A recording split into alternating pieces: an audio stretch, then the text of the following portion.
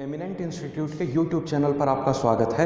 Previous video में हमने क्या पढ़ा था, ग्रेविटी के बारे में। आज हम उससे आगे चलते हैं। आज का हमारा टॉपिक है वेट, मास और ग्रेविटी से रिलेटेड उसके आगे की जो चीज़ें हैं वो हम पढ़ते हैं। अगर आपको आज का लेक्चर समझना है तो आप प्रीवियस वीडियो जाकर देखें, उसके बाद इसे स्टार्ट करें, ठीक है।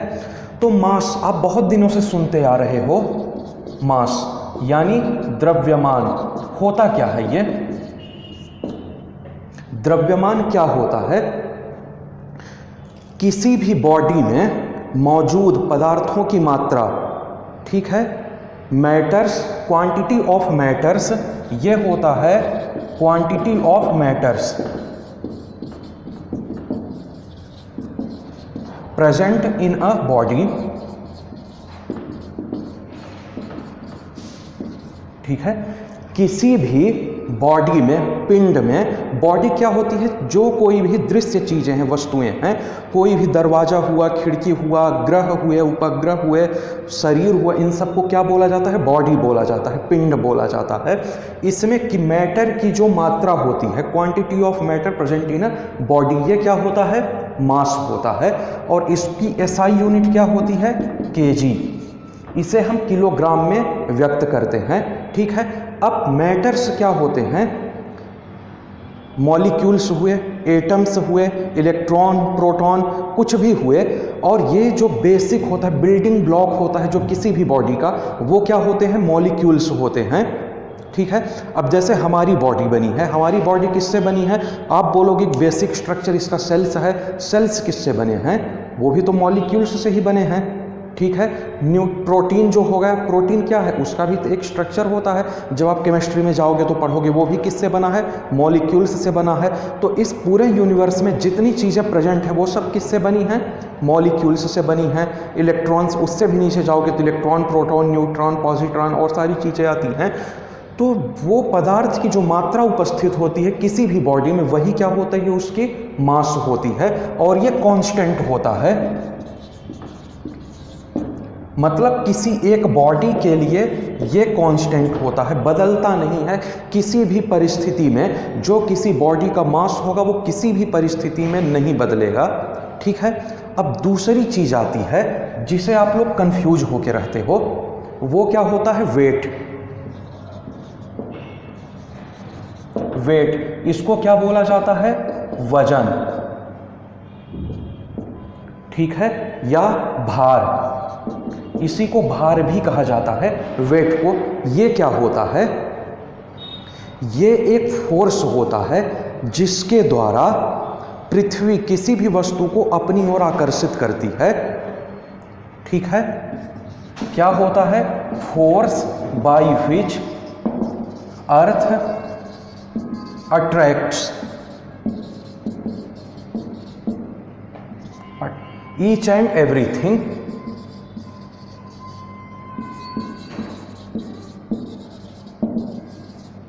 ठीक है। मतलब ये एक जो भार होता है, ये एक बल होता है जिसके द्वारा अर्थ किसी भी प्रत्येक वस्तु को या किसी भी वस्तु को अपनी ओर आकर्षित करती है। अब देखो ये क्या है? एक फोर्स है। जब ये फोर्स हुआ तो इसकी यूनिट क्या होगी? फोर्स की यूनिट क्या होती है? न्यूटन। यूनिट क्या हो जाएगी? न्यूटन। तो जो वेट होता है, जैसे आपसे आपका वेट पूछा जाता है, क्या बताते हो? 80 kg। गलत है। जो प्रचलन में चलता है कि इसका वजन क्या है? 80 kg, वो गलत है। न्यूटन में होता है वजन। वजन क्या होता है? एक फोर्स होता है। आज इस कॉन्सेप्ट को समझ लो। मास होता है केजी में, और जो आपका वेट होता है वो किस में होता है? न्यूटन में। क्यों होता है? क्योंकि यहाँ पे फोर्स, इसकी डेफिनेशन ही है force by which earth attracts each and everything. तो फोर्स की यूनिट क्या होती है? न्यूटन होती है। और क्या होता है फोर्स? MA, ठीक है। यहां पे M क्या है? ये है मास। किसी भी बॉडी का जो मास होता है उसमें आप एक्सीलरेशन, ए क्या है? एक्सीलरेशन, ठीक है। त्वरण का गुणा कर दो तो क्या मिल जाएगा? वेट मिलेगा। मतलब अगर कोई वस्तु स्थिर रखी हुई है निर्वात में, जीरो ग्रेविटी में, तो वहाँ उसका मास क्या हो जाएगा, उस पर फोर्स वेट शून्य हो जाएगा। ठीक है। अब ये होता कैसे है, देखो अर्थ पे क्या होता है, अर्थ किसी भी वस्तु को अपनी ओर आकर्षित कर रही है। अर्थ की ग्रेविटी क्या होती है, अगर एक्सीलरेशन को हम ग्रेविटी से रिप्लेस कर दें तो क्या हो जाएगा, इसी को आप बोलते हो weight equals to m into g. मतलब किसी भी वस्तु का, किसी भी पिंड का जो एक्चुअल मास होता है उसमें जब आप ग्रेविटी का मल्टीप्लाई कर देते हो तो आपको क्या मिलता है, वेट मिलता है। और ग्रेविटी की जनरल वैल्यू क्या होती है अर्थ पर, इसकी जनरल वैल्यू होती है 9.8 मीटर पर सेकेंड स्क्वायर, मीटर पर सेकेंड स्क्वायर ग्रेविटेशनल एक्सीलरेशन। ठीक है, इसके बारे में हमने प्रीवियस वीडियो में डिटेल में बात की है। ये कहाँ पे होता है 9.8, अर्थ की सतह पे जनरली इसको लिया जाता है। अर्थ हमारी कैसी होती है, जरा सी चपटी होती है, ध्रुवों पर हल्की चपटी होती है। जब आप यहाँ से काउंट करोगे तो ये दूरी और ये दूरी में डिफरेंस होता है। ये इक्वेटर है आपका अर्थ का, और ये दोनों क्या है, नॉर्थ एंड साउथ पोल हुए। तो जो ग्रेविटी 9.8 मीटर पर सेकेंड स्क्वायर आ रही वो कहाँ पे होती है, पोल्स पे होती है। इक्वेटर पे कितनी होती है, जनरली होती है 9.78 मीटर पर सेकेंड स्क्वायर, जरा सी कम होती है। क्यों कम होती है ये मैंने कल एक्सप्लेन किया था। ठीक है, तो अगर किसी वस्तु का वजन, देखो जनरली हम इसको ले रहे हैं, अगर कोई व्यक्ति बोलता है कि मेरा वेट 98 kg है, kg नहीं न्यूटन में है। ठीक है, पहली चीज तो 98 न्यूटन है। क्यों है, क्योंकि उसका बॉडी का कुछ मास है और अर्थ हर वक्त चीज़ों को अपनी ओर आकर्षित कर रही होती है। तो जो उसका एक्सीलरेशन होता है, जो उसका फोर्स लग रहा है अट्रैक्ट करने का, ठीक है, अट्रैक्शन फोर्स होता है ग्रेविटी, वो अट्रैक्ट कर रही है चीज़ों को, तो वो एक्सीलरेशन का मल्टीप्लिकेशन जब किया जाता है मास में तब आता है। मतलब आप ऐसे समझो, अगर कोई व्यक्ति बोलता है कि मेरा वजन वेट क्या है 98 है, तो 98 जब आप वेट यहाँ पे पुट करोगे, एग्जाम्पल के लिए मैंने इजी वैल्यू लिया है, अगर आप इसको 98 से पुट करोगे, ये m इंटू जी हुआ, तो उसका एक्चुअल मास आ जाएगा। ये इधर आएगा, ट्रांसफर होगा तो यहाँ पे किस में आ जाएगा, डिवीजन में आ जाएगा, तो उसका मास कितना आ जाएगा 10 kg। ये है एक्चुअल वैल्यू 98 kg, जिसको आप बोलते हो वो न्यूटन है। मतलब 98 न्यूटन वेट का अगर कोई व्यक्ति है तो उसका जो एक्चुअल मास है वो कितना होगा, 10 kg होगा। गुरुत्व को उसमें से आप क्या कर दो, डिवाइड कर दो। ठीक है, ग्रेविटेशनल एक्सेलरेशन का। अब इसका इफेक्ट क्या पड़ता है, क्वेश्चन यहां से नहीं आता, अगर जनरली यहां से आ सकता है पर कम बनता है। दूसरी चीज अब आप देखो, ये क्या है, कांस्टेंट है। मास की यूनिट समझ में आया, मास क्या होता है, quantity of matter present in a body, ये हुआ मास। वेट क्या हुआ, force by which earth attracts each and everything towards, अपनी ओर आकर्षित करती है। ठीक है, मास की एसआई यूनिट क्या हो गई, केजी। वेट की एसआई यूनिट क्या हो गई, न्यूटन हो गई। मास आपका क्या है, कांस्टेंट है। वेट कांस्टेंट नहीं है, ग्रेविटी बदलेगी। देखो इसमें क्या है, मास तो कांस्टेंट हो गया m इंटू जी में से, मास क्या हुआ, कांस्टेंट हो गया। बदलेगी क्या, ग्रेविटी। अगर ग्रेविटेशनल एक्सीलरेशन बदला तो आपका वेट बदल जाएगा अकॉर्डिंगली। ठीक है, अगर ग्रेविटी कम हुई तो क्या होगा, वजन कम लगेगा। इसको ऐसे समझो कि आपका जो वजन होगा, अगर आपसे क्वेश्चन ये पूछा जाता है, एक एक पॉइंट नोट कर लेना, इन सबको बहुत इंपॉर्टेंट पॉइंट हैं। अगर आप क्वेश्चन आता है एग्जाम में कि धरती पर कहाँ पर आपका वजन सबसे कम होगा और कहाँ पे ज़्यादा होगा, तो जैसे आप ध्रुवों पर हो, पोल्स पर अगर हो तो वहाँ पर आपका वजन ज़्यादा होगा, और अगर आप इक्वेटर पे आते हो तो आपका वजन वहाँ पे कम होगा, क्योंकि पोल्स पे ग्रेविटी ज़्यादा होती है और इक्वेटर पे ग्रेविटी कम होती है। अगर आप ऊंचाई पे जाओ, ऊंचाई अगर आपकी बढ़ती जाए तो वेट क्या होगा, वेट कम होता जाएगा। क्यों, क्योंकि ग्रेविटी घटती जा रही है ऊपर जाने पे। ठीक है, अगर आप अर्थ के कोर में चले जाओ, वहां पे क्या हो जाएगा, आपका वेट शून्य हो जाएगा, क्योंकि अर्थ के कोर में ग्रेविटी शून्य हो जाती है। अर्थ के बिल्कुल सेंट्रल पॉइंट पे क्यों शून्य हो जाती है, क्योंकि चारों ओर से बल लगता है उस पर।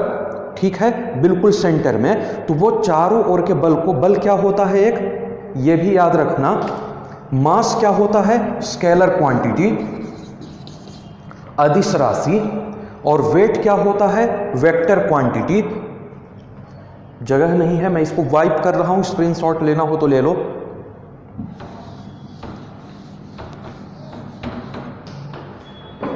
वेट क्या होता है, वेक्टर क्वांटिटी।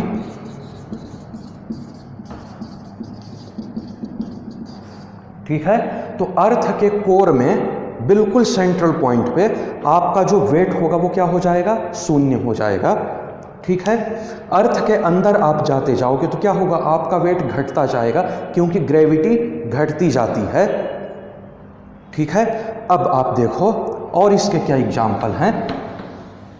अगर आप किसी दूसरे ग्रह पे जाते हो, धरती के बाहर जाते हो, स्पेस में क्या होता है, ग्रेविटी लगभग नहीं होती है, तो वहाँ आपको वेटलेसनेस फील होता है।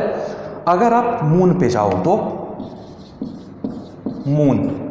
जो मून की ग्रेविटी होती है वो अर्थ के कंपैरिजन में 1.6 टाइम कम होती है। ठीक है, मतलब 1.6 टाइम्स होती है अर्थ के कंपैरिजन में। अगर अर्थ की ग्रेविटी 9.8 है तो मून की ग्रेविटी क्या हो जाएगी, 9.8 अपॉन 6 कर दो, ये आपको निकल जाएगी मून की ग्रेविटी।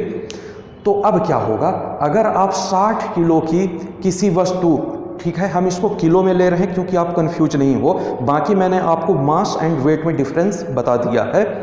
तो अब अगर जिसको 60 किलो का वजन आप बोलते हो, आपके शब्दों में हम बात करते हैं, अगर आप उसे चंद्रमा पर ले जाओ तो क्या होगा, उसका वजन 10 किलो का हो जाएगा, 60 इंटू 1/6। ठीक है, मतलब कोई भी वस्तु जिसका वजन धरती पर जितना है, अगर चंद्रमा पर ले जाओगे तो वो उसका 1/6 रह जाएगा। अगर 200 किलो का आदमी जाएगा चंद्रमा पर तो 200/6 किलो उसका वजन हो जाएगा। सूर्य की ग्रेविटी क्या होती है, सूर्य की ग्रेविटी अर्थ की तुलना में 27 टाइम्स होती है। मतलब अगर आपको सन की ग्रेविटी लेनी है तो 9.8 इंटू 27 मीटर पर सेकेंड स्क्वायर। मतलब अगर यहाँ का 1 किलो का बच्चा जाएगा, होता नहीं है जनरली, 4 किलो का ले लो, अगर छोटा सा बच्चा जो पैदा हुआ है अभी, अगर उसे आप सूर्य पे ले जाओ, किसी तरीके से जलने से बच जाओ कोई सूट पहना के, तो क्या हो जाएगा, 4 इंटू 27, ठीक है, 108 किलो का हो जाएगा वो सूर्य पर, क्योंकि ग्रेविटी वहाँ पे अर्थ के कंपैरिजन में 27 टाइम्स ज़्यादा है। तो ये फर्क ये पड़ता है असर।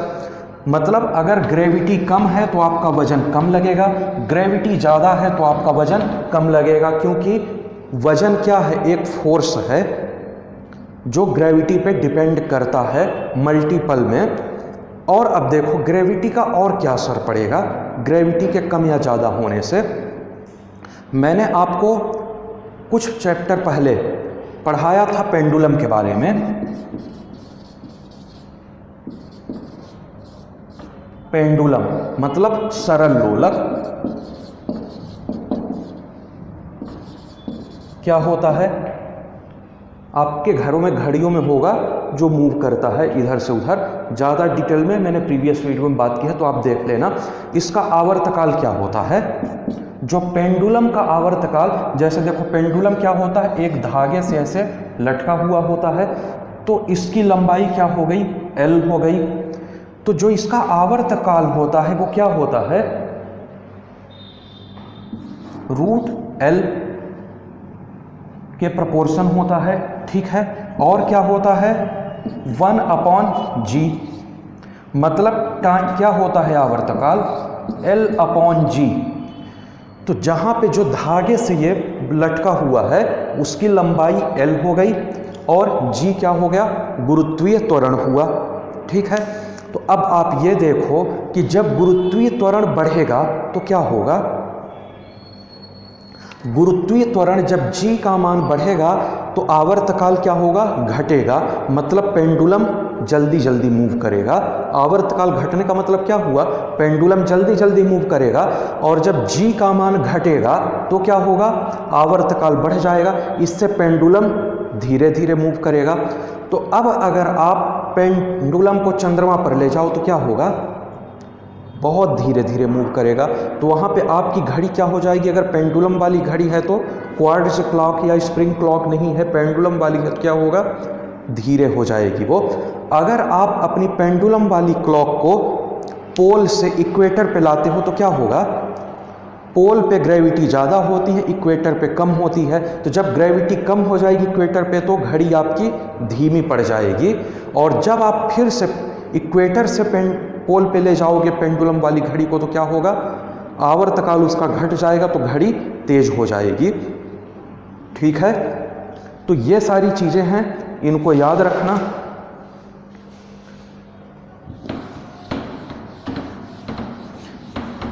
अब आते हैं ग्रेविटी का लिफ्ट पे क्या असर होता है, जहां से क्वेश्चन बनते हैं। आपको तो ये समझ में आ गया कि ग्रेविटी का वजन पे क्या असर पड़ता है, वेट पे, कहाँ पे आपका वेट कम होगा, कहाँ पे ज़्यादा होगा। ऊंचाई बढ़ने पर वेट कम होगा, धरती के अंदर जाने पे वेट कम होगा क्योंकि ग्रेविटी कम हो रही है।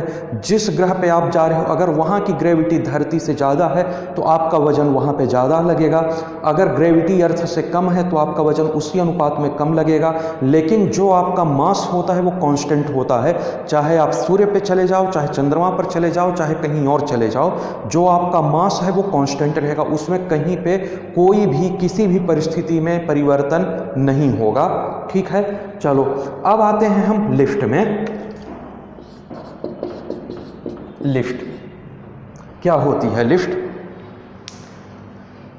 ऊपर नीचे जाने के लिए एक मशीन होती है जिसमें आप चढ़ते हो और बिना सीढ़ियां चढ़े बिना मेहनत के ऊपर चले जाते हो, और नीचे आना होता है तो नीचे आ जाते हो। ये काम होता है बेसिकली लिफ्ट का। मतलब लिफ्ट का जो मूवमेंट होता है वो कैसा होता है, वर्टिकल होता है, अपवर्ड एंड डाउनवर्ड, ऊपर जाती है नीचे आती है। ठीक है, तो अब इसमें कई सारे केस बनेंगे। सबसे पहला केस, फर्स्ट, जब लिफ्ट अपवर्ड या डाउनवर्ड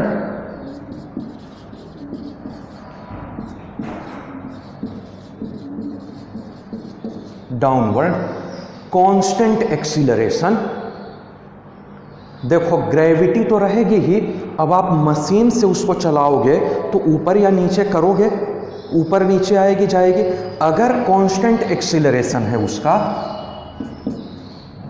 वेलोसिटी कांस्टेंट है, सॉरी वेलोसिटी अगर कांस्टेंट है मतलब एक समान गति से ऊपर जाए और बिल्कुल समान गति से नीचे आए, तो क्या हो गया, ये वेलोसिटी जब आपकी कांस्टेंट है,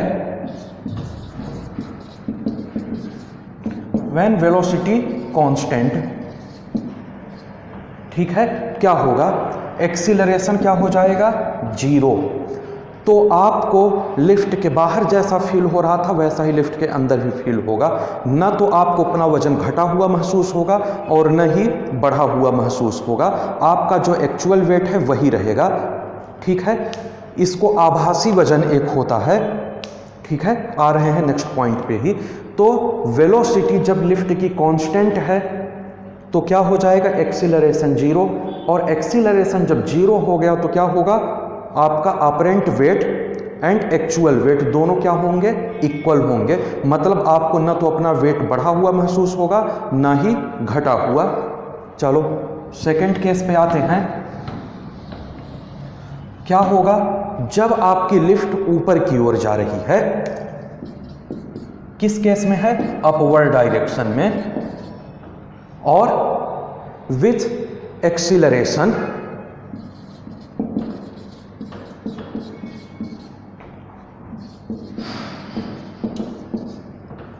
कुछ त्वरण के साथ ऊपर जा रही है, मतलब उसका जो वेग है वो बढ़ रहा है। तो जब एक्सीलरेशन है उसमें तो क्या होगा, आप बताओ। एक तो अर्थ का एक्सीलरेशन है, ग्रेविटी ड्यू टू अर्थ, उसी को तो बोला जाता है ग्रेविटेशनल एक्सीलरेशन। तो एक तो अर्थ का ग्रेविटेशनल एक्सीलरेशन हो गया, एक आपका लिफ्ट का एक्सीलरेशन हो गया, और ऊपर की ओर जा रही है, ऊपर की ओर जा रही है, इसका मतलब क्या हुआ, वो ऐड होगा। तो जो आपका वेट था वो वेट क्या होगा, वेट क्या था आपका m इंटू ए, और यहाँ पे ए क्या होता है ग्रेविटेशनल एक्सीलरेशन, g होता है। अब जब आपका लिफ्ट किसी एक्सीलरेशन से विथ सम एक्सीलरेशन जब वो ऊपर जा रही है तो वो एक्सीलरेशन भी इसमें ऐड होगा। इस ग्रेविटेशनल एक्सीलरेशन में आपके लिफ्ट का भी एक्सीलरेशन ऐड होगा, और जब ये ऐड हुआ तो क्या होगा, आपको अपना वजन बढ़ा हुआ महसूस होगा। ये ध्यान दीजिए, जब कभी आप लिफ्ट में चढ़ते हो, लिफ्ट ऊपर की ओर जाती है तो आपको ऐसा लगता है कि आप दबे जा रहे हो, आपको अपना वजन बढ़ा हुआ महसूस होता है। तो उस टाइम पे क्या होगा, ऑपरेंट वेट जो आपका होगा वो क्या होगा, greater than actual weight. Apparent weight को क्या बोलते हैं, आभासी भार, और एक्चुअल वेट को क्या बोलते हैं, वास्तविक भार। ठीक है। जब लिफ्ट किसी एक्सीलरेशन के साथ ऊपर की ओर जाएगी तो ग्रेविटेशनल एक्सीलरेशन में लिफ्ट का एक्सीलरेशन ऐड हो जाएगा, और जो आपका वेट है वो बढ़ा हुआ महसूस होगा। ठीक है। दूसरी, अब आते हैं थर्ड कंडीशन पे। थर्ड कंडीशन पे क्या होगा, अब थर्ड कंडीशन पे आपकी लिफ्ट नीचे आ रही है, डाउनवर्ड विथ एक्सीलरेशन।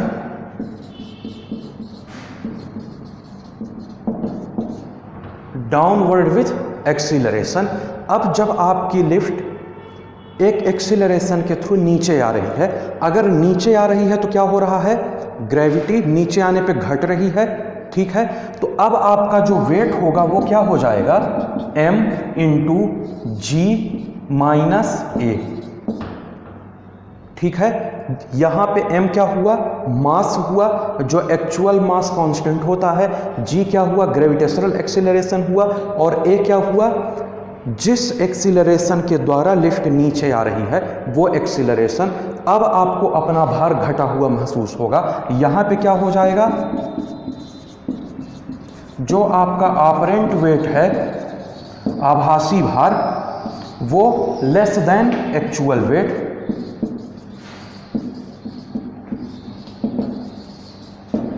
ठीक है। जो आपका आभासी भार है वो घटा हुआ महसूस होगा। मतलब क्या होता है, आप ध्यान दो, जब आप लिफ्ट में चढ़ते हो और नीचे की ओर लिफ्ट आती है, कैसा लगता है, आपको हल्का फील होता है, आपको लगता है कि आपका वजन कम हुआ है, आप हवा में तैर रहे हो, तैर तो नहीं रहे होते एक्चुअली, लेकिन हवा में हो। ठीक है। अब सोचो, चौथी कंडीशन पे हम आते हैं।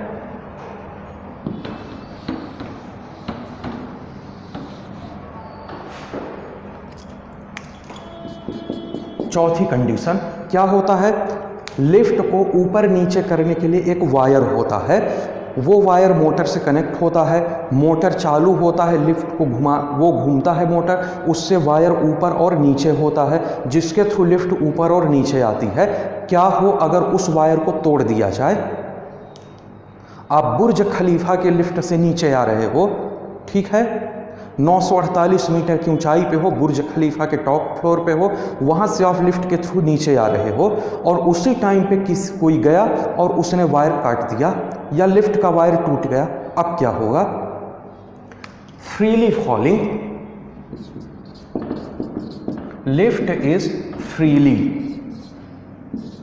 फॉलिंग,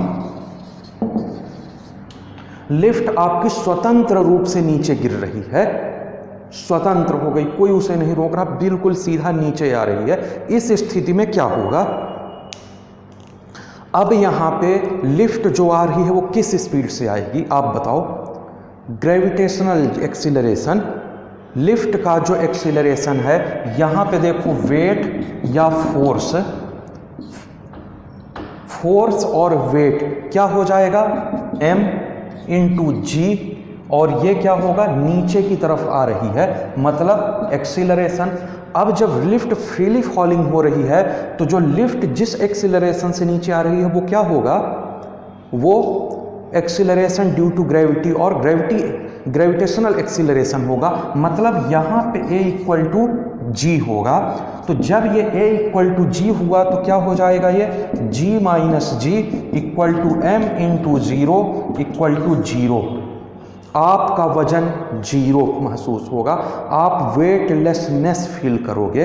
ये कंडीशन क्या होती है, जब लिफ्ट फ्रीली फॉल हो रही है तो आप कैसा महसूस करोगे,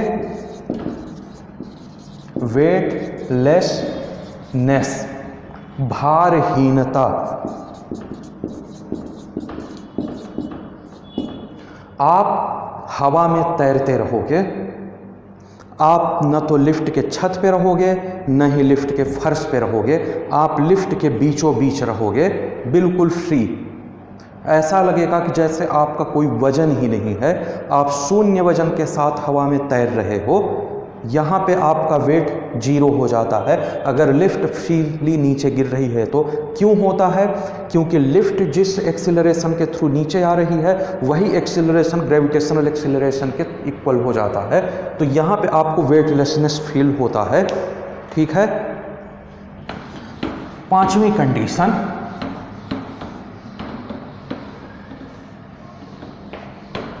पांचवी कंडीशन क्या होगी, जब आपका एक्सीलरेशन डाउनवर्ड कंडीशन में g से ज़्यादा हो जाए,